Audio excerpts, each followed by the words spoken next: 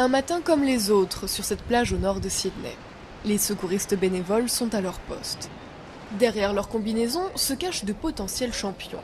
5 d'entre eux participent cette année aux Jeux Olympiques de Londres. L'Australie compte plus de 300 clubs de secourisme et certains sont de véritables fabriques de talents sportifs. C'est sans doute le fait d'être une communauté si soudée qui nous rend forts, qui nous donne cet instinct du tueur, ce côté compétiteur. Beaucoup de jeunes passent par ici, on voit les gens progresser et on veut faire partie de ça. On veut être là avec eux et être considéré comme un talent olympique. Les premiers clubs de secourisme ont ouvert dans le pays dans les années 1900.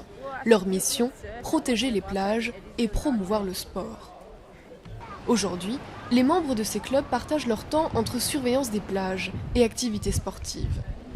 Chaque jour de la semaine, été comme hiver, ils donnent des cours à des adultes et à des enfants à partir de 5 ans. D'abord, on les familiarise avec la plage et le sable, on leur apprend les dangers de la mer.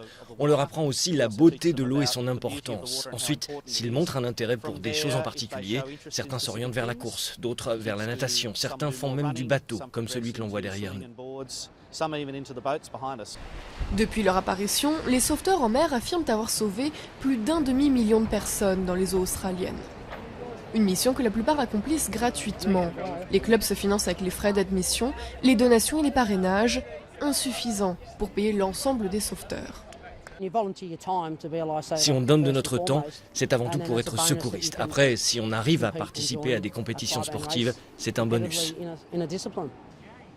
Et avec un peu de chance, cette vocation pourrait en conduire certains jusqu'au podium olympique.